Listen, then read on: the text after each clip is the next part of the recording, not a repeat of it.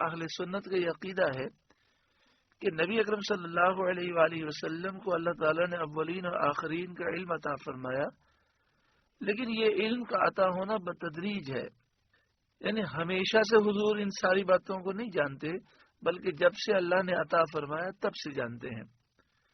تو یہاں پر جو یہ نفی فرمائی گئی کہ اے محبوب آپ ان منافقوں کو نہیں جانتے، تو فرمایا اس سے مراد یہ ہے کہ جب یہ آیت کریمہ نازل ہوئی تو اس وقت آپ کو یہ علم نہیں دیا گیا تھا، اور پھر اللہ تعالیٰ نے بعد میں آپ کو یہ علم عطا فرمایا، جس کا ذکر قرآن پاک میں اس طرح فرمایا گیا وَلَتَعْرِفَنَّهُمْ فِي لَحْنِ الْقَوْلِ، اے محبوب آپ ان کی گفتگو کے انداز سے ہی انہیں پہچان لیتے ہیں۔ نبی اکرم صلی اللہ علیہ وآلہ وسلم نے جمعے کے دن خطبے کے لیے قیام فرمایا، اور اس موقع پر آپ نے نام لے لے کر منافقوں کو مسجد سے باہر نکالا، فرمایا نکل اے فلاں تو منافق ہے، نکل اے فلاں تو منافق ہے۔ تو مسجد سے چند لوگوں کو رسوا کر کے پیارے آقا صلی اللہ علیہ وسلم نے نکالا۔ اس سے معلوم ہوا کہ نبی اکرم صلی اللہ علیہ وآلہ وسلم کو اس کے بعد منافقین کے حال کا علم عطا فرمایا گیا۔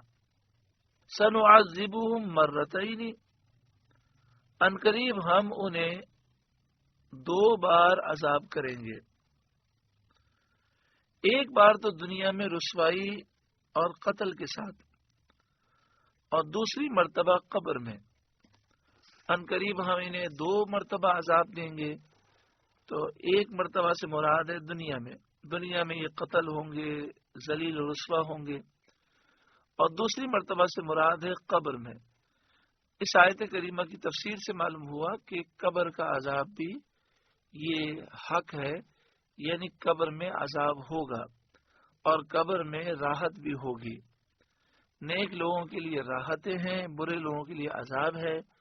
جو لوگ قبر کے عذاب اور ثواب کو نہیں مانتے وہ در حقیقت قرآن پاک کو سمجھے نہیں ہیں۔ ثم یردون الی عذاب عظیم، پھر بڑے عذاب کی طرف پھیرے جائیں گے، یعنی جہنم کی طرف انہیں لے جایا جائے گا جس میں وہ ہمیشہ رہیں گے۔ وآخرون اعترفوا بذنوبہم، اور کچھ اور ہیں جنہوں نے اپنے گناہوں کا اقرار کر لیا۔ خلطوا عملا صالحا، ایک اچھا کام ملا لیا، وآخر سیئا، اور دوسرا برا کام۔ یعنی یہ وہ لوگ تھے جو تھے مسلمان مگر غزوہ تبوک میں جہاد میں نہ گئے۔ جب نبی اکرم صلی اللہ علیہ وآلہ وسلم تشریف لائے تو انہوں نے منافقوں کی طرح جھوٹے عذر نہ بیان کیے، انہوں نے جھوٹ نہیں کہا، جھوٹے عذر نہیں پیش کیے، جھوٹی معذرت نہیں کی، بلکہ انہوں نے اپنی غلطی کو تسلیم کیا اور اپنے کام پر وہ شرمندہ ہوئے۔ جمہور مفسرین کا قول ہے کہ یہ آیت مدینہ طیبہ کے مسلمانوں کی ایک جماعت کے حق میں نازل ہوئی جو غزوہ تبوک میں حاضر نہ ہوئے تھے۔ اس کے بعد شرمندہ ہوئے اور توبہ کی اور کہا افسوس ہم گمراہوں کے ساتھ رہ گئے اور عورتوں کے ساتھ رہ گئے۔ جب سرکار دو عالم صلی اللہ علیہ وآلہ وسلم تشریف لے گئے اور یہ جہاد میں نہ جا سکے، پھر انہوں نے چاروں طرف دیکھا تو مدینہ شریف میں انہوں نے کہا کہ اب مدینہ شریف میں بوڑھے ہیں، بیمار لوگ ہیں، کمزور لوگ ہیں، بچے ہیں، عورتیں ہیں، تو ہم ان کے ساتھ بیٹھے ہیں، ہم جہاد میں نہ گئے۔ زیادہ سے زیادہ انہیں جو نظر آئے وہ منافقین نظر آئے جو گمراہ تھے، تو انہیں بڑا افسوس ہوا کہ ہم نے گمراہوں کے ساتھ بیٹھنا پسند کیا، اور رسول کریم صلی اللہ علیہ وآلہ وسلم اور آپ کے صحابہ جہاد میں ہیں، تو یہ بہت کڑتے رہے۔ جب نبی اکرم صلی اللہ علیہ وآلہ وسلم اپنے سفر سے واپس ہوئے اور مدینہ شریف کے قریب پہنچ گئے تو پیارے آقا صلی اللہ علیہ وآلہ وسلم کی ہمیشہ یہ عادت رہی کہ جب بھی آپ مدینہ شریف تشریف لاتے تو مدینہ شریف سے کچھ فاصلے پر کچھ میل کے فاصلے پر آپ قیام کرتے اور آپ صحابہ کرام کو آرام کا حکم دیتے۔ آپ یہ پسند نہیں کرتے تھے کہ مدینہ شریف میں کوئی داخل ہو اس کے چہرے پر تھکن کے آثار ہوں۔ آپ یہ پسند کرتے تھے کہ مدینہ شریف میں جب لوگ داخل ہوں تو خوشی خوشی داخل ہوں۔ تو آپ صلی اللہ علیہ وآلہ وسلم آرام کا حکم دیتے اور ایک قاصد کو بھیج دیتے جو مدینہ شریف میں اطلاع دے دیتا کہ مسلمانوں کا قافلہ آ رہا ہے، تاکہ ان کے رشتہ دار اور دیگر احباب ان کے استقبال کی تیاری کریں۔ تو جب انہیں اطلاع ملی کہ نبی اکرم صلی اللہ علیہ وآلہ وسلم آپ مدینہ شریف کے قریب پہنچ چکے ہیں، تو ان لوگوں نے قسم کھائی کہ ہم اپنے آپ کو مسجد کے ستونوں سے باندھ دیں گے اور ہرگز نہ کھولیں گے یہاں تک کہ رسول کریم صلی اللہ علیہ وآلہ وسلم ہی ہمیں کھولیں۔ یہ قسمیں کھا کر وہ مسجد کے ستونوں سے بند گئے۔ جب حضور صلی اللہ علیہ وآلہ وسلم تشریف لائے اور آپ صلی اللہ علیہ وآلہ وسلم نے انہیں ملاحظہ کیا تو فرمایا یہ کون ہے؟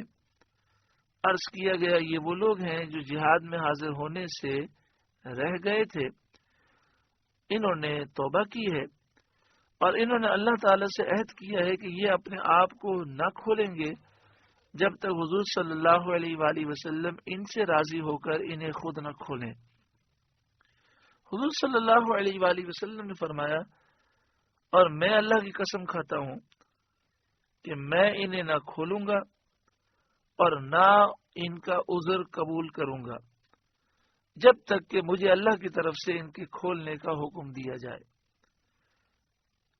تب یہ آیت کریمہ نازل ہوئی، وَآخَرُونَ اعْتَرَفُوا بِذُنُوبِهِمْ، اور کچھ اور ہیں جنہوں نے اپنے گناہوں کا اقرار کیا، خَلَطُوا عَمَلًا صَالِحًا وَآخَرَ سَيِّئًا، اور ملایا ایک کام اچھا اور دوسرا برا۔ اچھے کام سے مراد یہ ہے کہ انہوں نے اپنی غلطی کا اعتراف کیا، توبہ کی۔ دوسری بات یہ کہ غزوہ تبوک سے پہلے کئی غزوات میں اور جہادوں میں وہ نبی اکرم صلی اللہ علیہ وآلہ وسلم کے ساتھ شریک رہے، حاضر رہے۔ اس کے علاوہ انہوں نے اللہ تعالیٰ کی فرمانبرداری بھی کی اور تقوی بھی اختیار کیا، تو بہت سے اچھے کام کیے۔ وہ آخر سیئہ، اور دوسرا برا کام کیا۔ برے کام سے مراد یہ کہ یہ جہاد میں نہ گئے اور گھر پر بیٹھے رہے، ان کے پاس کوئی عذر نہیں تھا، صرف سستی ہو گئی، کیونکہ نبی اکرم صلی اللہ علیہ وآلہ وسلم جب غزوہ تبوک کے لیے روانہ ہوئے تو وہ وقت ایسا تھا کہ مدینہ شریف کے لوگ اس وقت کا انتظار کیا کرتے تھے۔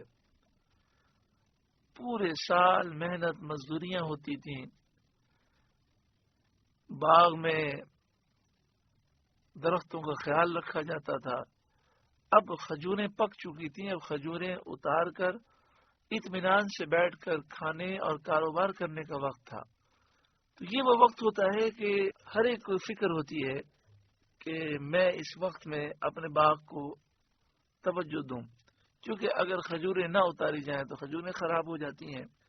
یہ وہ وقت ہوتا تھا کہ جس میں مدینے کے لوگ اطمینان سے کھجوریں توڑتے تھے اور باغ کی چھاؤں میں بیٹھتے تھے اور وہ اس سے لذتیں حاصل کرتے تھے۔ پانی کا چھڑکاؤ کیا جاتا اور اس پانی سے جب لو گزرتی تو ٹھنڈی ہوا محسوس ہوتی۔ تو یہ وہ لمحات تھے۔